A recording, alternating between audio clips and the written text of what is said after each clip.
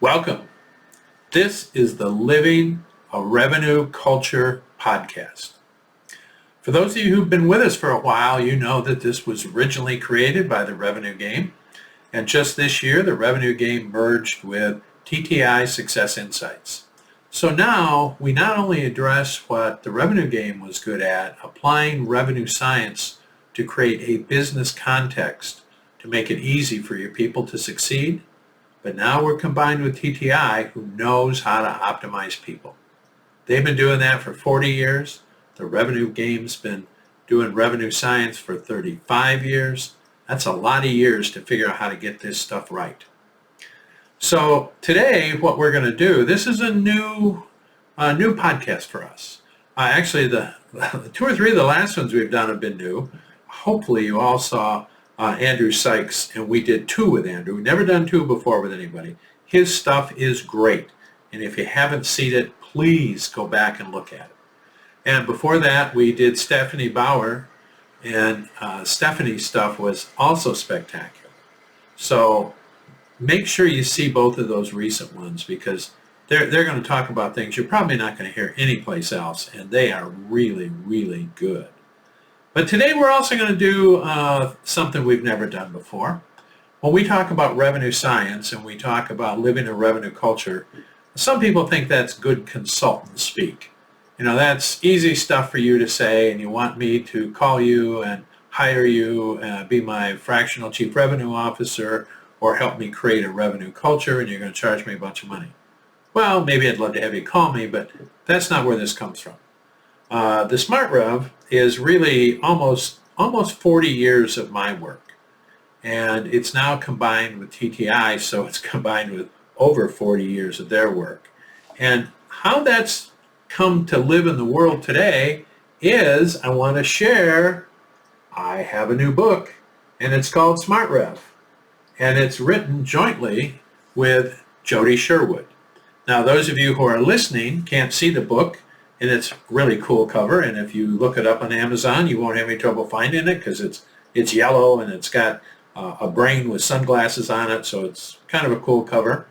And hopefully I'm going to have Jody on the next podcast, because the work Jody did with me was just spectacular.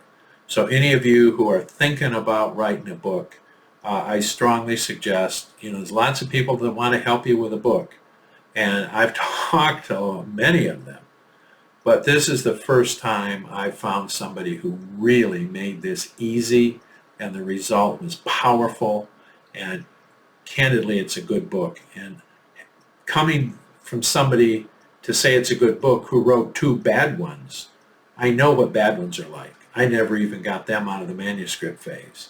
This one's good. So what I want to do today is the same thing I would do if I had a guest today, and I guess I'm my own guest, and that is I would ask the guest to start by telling us about your history. And that way you can understand where the book came from. Because the book's not just, a lot of people today write books as calling cards. This one's, it can be a calling card, but that's not why it was written. The book is, it's really about legacy to me. Back in I started out in the auto industry, and my first job out of high school was working at Pontiac Motors, and some of you are young enough to remember that Pontiac was a predominant, they actually were the number 3 car brand in the world during the 60s and part of the early 70s, and they're gone today. But that was my first job, and my family had been in the auto industry since 1912. And we owned shares in General Motors until one day General Motors said, "Oh, those shares you have, they're worthless." I guess I don't understand that yet. But so we've been in that car industry for a long time, and much of my career I've either worked for the auto companies or worked for the suppliers and the people that help the auto companies turn out cars. I only sold cars for a little while.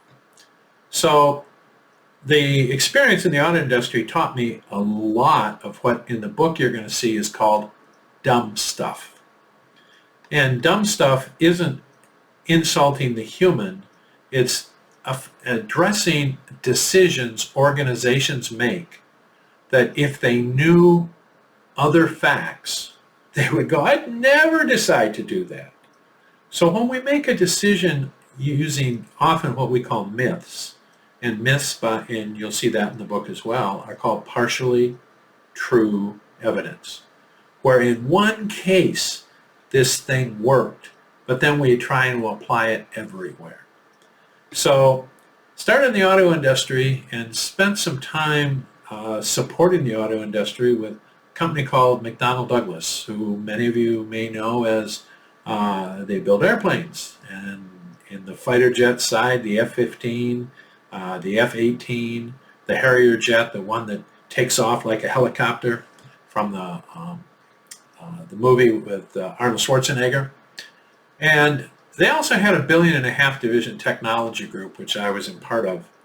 And it was a great place to work in the sense that we made a lot of money. But it was a terrible place to work because that was where I was introduced to what today in the book you'll hear is the cost of the chaos to produce revenue. And I'll give you the wake-up call that I got with McDonnell Douglas. And our quotas were typically $3 or $4 million a person in the 80s, which was pretty big numbers. And we were really selling technology that almost nobody really knew too much about, and it was pretty expensive stuff. Our average transaction for the salespeople in our office was probably over $1 million. And every time we'd have a transaction, in other words, we'd work with a potential buyer, we'd help them understand the value, we'd present a scope of work, and they'd sign it. That's a transaction. The next thing that happened is, as a salesperson, I had to quit selling.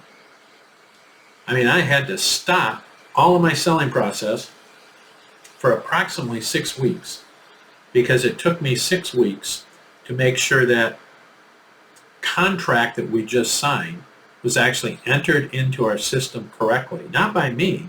Mine was entered correctly. But now somebody at headquarters had to enter it for shipping, for training, for site preparation, for a whole series of other, how are you going to bill them? All those kinds of things. I didn't have control over any of that. But if I didn't project manage it, it got screwed up. And if it got screwed up, I didn't get my check. So every salesperson would sell a deal and then stop selling.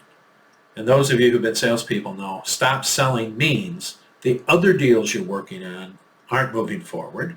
And the people you've been working with trying to get them to a transaction, they're all of a sudden going, where'd he go? What happened? Is something wrong? Can I trust him? And so every time we'd sell something, we'd take 6 weeks and have to go through how do we get the client trained, how do we get all this stuff done. And then we could go back to selling again.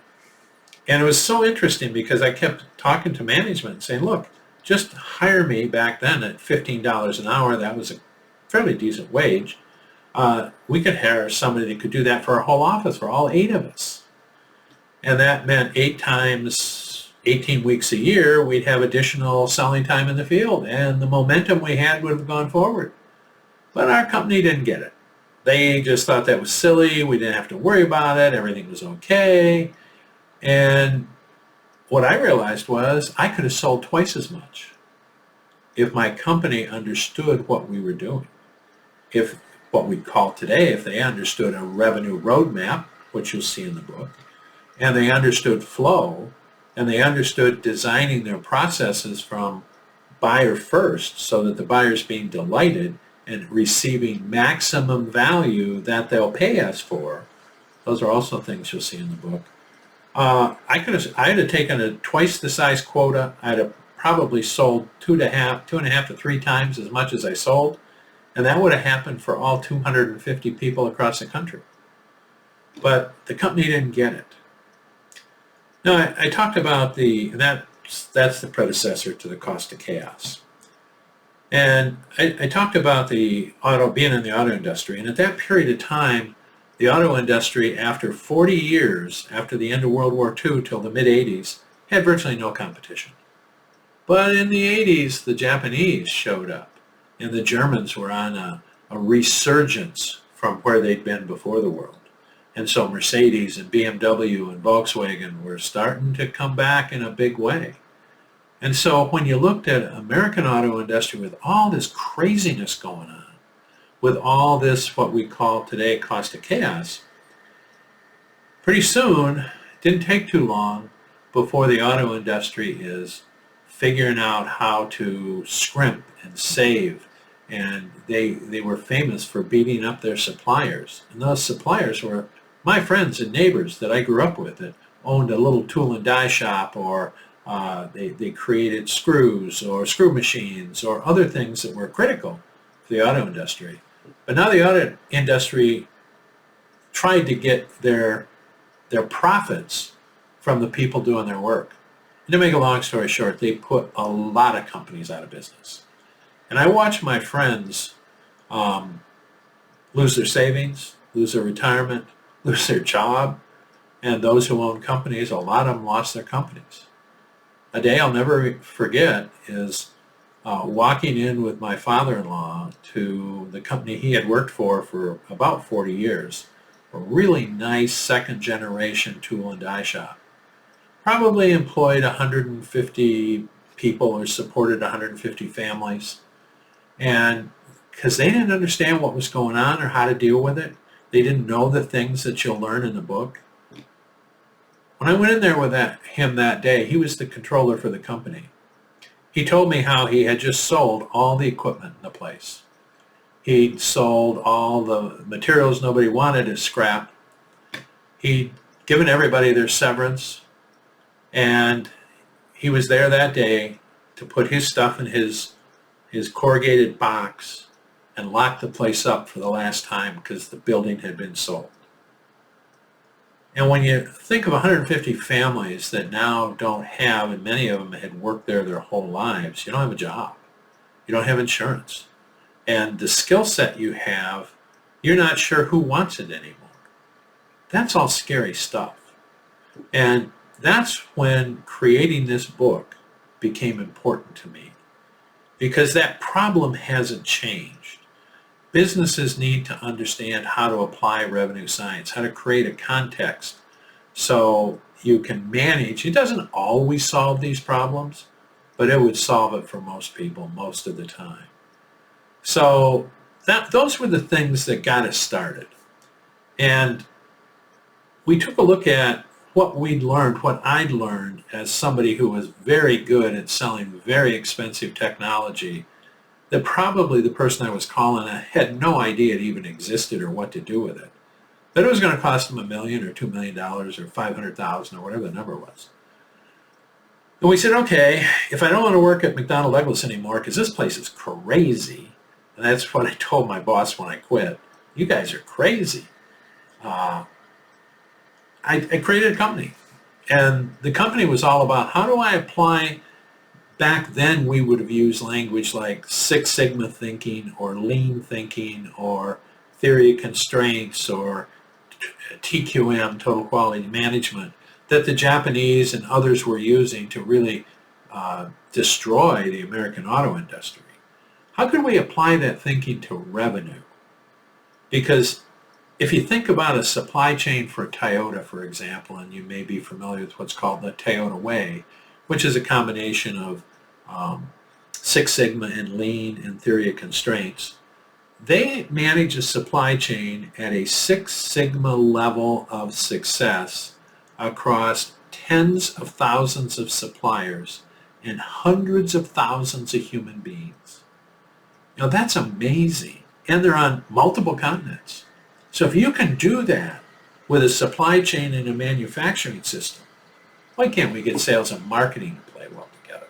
Why we can't get product development and marketing and sales to come together to create offers that the market's going to say, yes, I've been looking for this. Where's it been?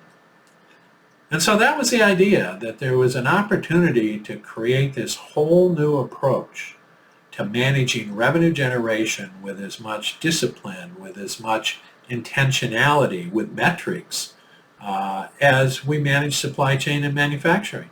Those are much more complex environments, and we do it just fine. Why can't we bring that to the revenue part of the game? So that was the mission we got on. And I'd had the good fortune to get to meet kind of a lot of people in the technology world at that space, at least in the middle of the country, not so much on particularly the West Coast at that time. And first thing I know, I've got a contract with a $14 billion telecom company. And then they introduced me to another $14 billion manufacturing technology company, Digital Equipment Corporation, if you remember who they are. And pretty soon we were working with 5 of their 7 business units. And we did that for 5 years until they got purchased ultimately by HP. And in that period of time, we got to experiment with the early sciences that we had.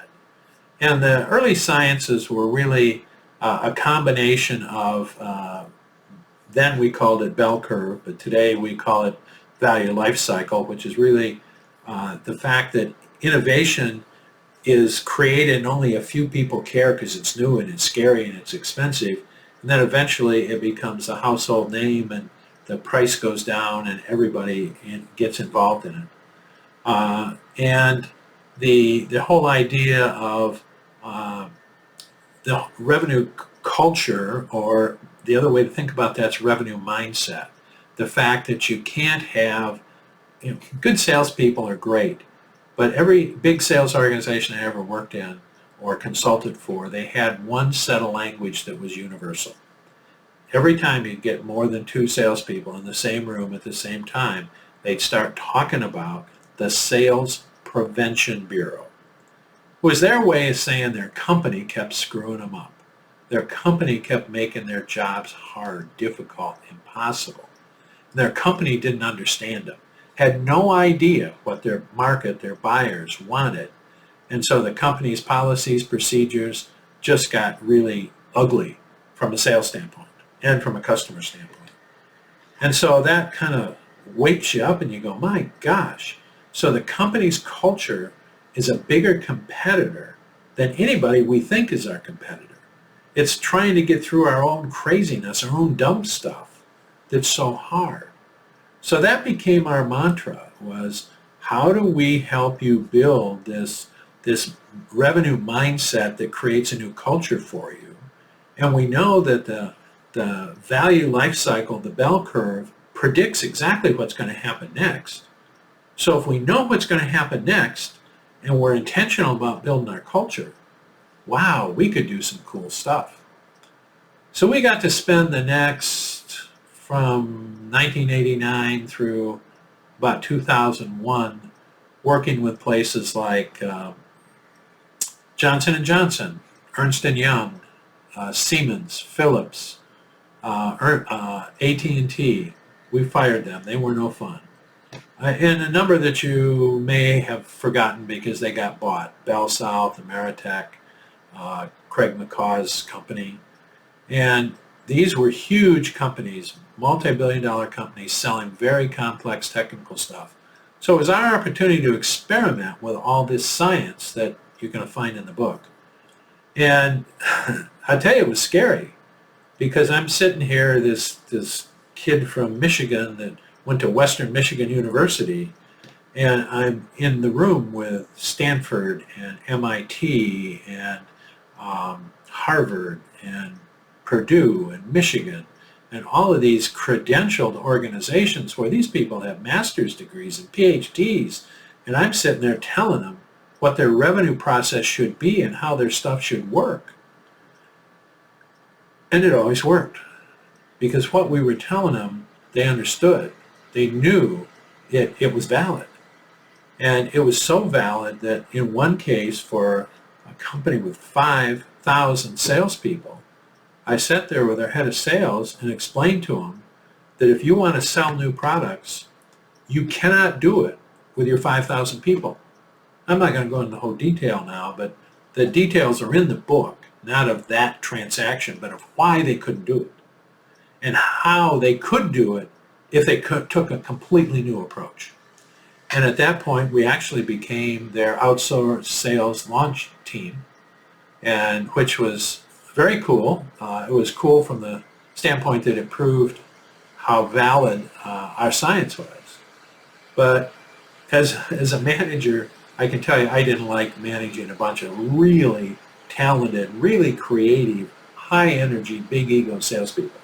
It worked really well. We made a lot of money, but it also made it clear that was not the direction I wanted to take the business. I wanted the business to continue to perfect the science. And so we got to work with all these great companies creating these incredible products, and we were their answer to how do you actually get them into the market so somebody's willing to pay you what they're worth. And when you read the book, you're going to see a lot of that part of the conversation. After about 2001, big companies were nice because, come on, saying we were with Ernst & Young 3 years. That's a nice marketing piece. We were with Siemens 10 years. That's a nice marketing piece. But I can't tell you the only company I think we really fundamentally changed was Johnson & Johnson. But the rest of them, we did projects, they loved us, and then whoever our champion was got a new job and didn't take what they learned with us because they needed us to help them, and it was too hard to contract. And big companies, they spent a lot of money with you. They helped us prove all our sciences. That was really cool. We got to present them to some of the smartest people in the world, and we found out they're valid. Nobody's going to tell us this stuff isn't right. But it wasn't as much fun as I thought it should be. And then I discovered what today is called Vistage, which is the world's largest CEO organization. Back then it was called Tech. And I fell in love with the mid-size market. Because in the mid-size market, we were applying the revenue science, our thought leadership, to organizations that, I'm talking to the CEO. And if I show the CEO they have a cost of chaos of 20 or 30% of top line, and even if they're a $10 million company, I'm helping them understand they're hand over fist throwing away $2 or $3 million a year. You'll see a lot about cost of chaos in the book. And so when I help that person recover, maybe we only recover half of it. Maybe we only recover $1 million or $500,000. They're pretty glad to pay me a substantial sum of money because not only do they recover that for this year, but they recover it every year for the future. And if they have any dream of selling their business eventually, the fact that they recover that chaos, it's really capital, it's recovered capital. They reinvest it, they grow faster, they have a bigger top line, bigger bottom line, and when they go to sell, their multipliers are much bigger. So getting to play in the mid-sized market was spectacular because we already had proven science, but now, as you'll see in the book, we find all these new ways to apply it. Because the people in the mid-sized market, they were all over how do I apply it. And in the future, we'll go into some of the details in the book, but today I just want to give you the kind of the backstory. And about 2016, I figured we were doing this, today it'd be called outsourced chief revenue officer work, which was helping people create revenue strategies and then helping them deploy those. But we could only do so many companies a year because there were only so many people on my team at any one time, and so that limited us to scale. And we also realized that a lot of the work we did was not to just come in and know revenue science in our head, but it was to transfer, which is the purpose of the book, the revenue science to other people. And so then we started certifying people, and first we certified chief revenue officers, figuring that was kind of like train the trainer, and they'd go out and train their organizations. And to a degree that was true. But we also realized that revenue generation is organization-wide. Every single solitary person in the company has a responsibility to add value that the end buyer will actually pay for.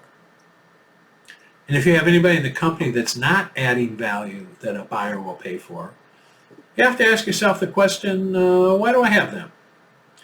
And so what we decided was there was this opportunity to help organizations learn how to think like chief revenue officers, how to think like they're all on the same team, like they all have the same purpose to deliver high-value, problem-solving offers to ideal buyers who will gladly pay you for that revenue. Now, if you just think about it for a minute, if everybody in your organization thought that way, how different would they behave? How different would you manage the organization? So, after doing that for a half a dozen years, then, for those of you who are listening, I'm holding up the book again, we wrote this book, Smart Rev, Use Revenue Science to Revolutionize Your Business. And that's the next step in how do we transfer this fundamental business knowledge, this, people don't recognize that revenue is the only thing that assures a business exists. You can be creative, you can be innovative, you can be anything you want to be, but the only thing that determines your success is if you can continually produce more profitable revenue. And so when you read the book, it'll talk to you about how you build a revenue strategy. The revenue strategy is not a corporate strategy. The revenue strategy is how your corporate strategy goes to market and creates the necessary sales and profit for your organization to achieve its strategic direction, mission, purpose. So I hope you'll think about the book, and in future sessions we're going to go into parts of it. We've talked about a number of the parts today, and in the future we'll go into more of them. So I really hope some of you will decide to get your hands on this. It's on Amazon, and I'd love to get any feedback from any of you, how to make it better, or what the next one we should write. I've already thought about a couple of different options where we can dive deeper into some of these things. So I want to thank you for joining us today. Send me any questions, comments, concerns, pushback. And for those of you who need any kind of assistance in the short term, if you're looking for chief revenue officers or you want your team certified in thinking like a chief revenue officer, just reach out. And from the TTI side of this, if optimizing your people, getting everybody aligned, getting everybody so that they collaborate, reduce your burnout, turnover, get people more engaged, absolutely, those are what optimize people so you can maximize profits. So I hope to hear from you, and hopefully I'm going to have Jody Sherwood on here for the next one, because she just did wonderful, wonderful work. So I thank you and look forward to seeing you the next time.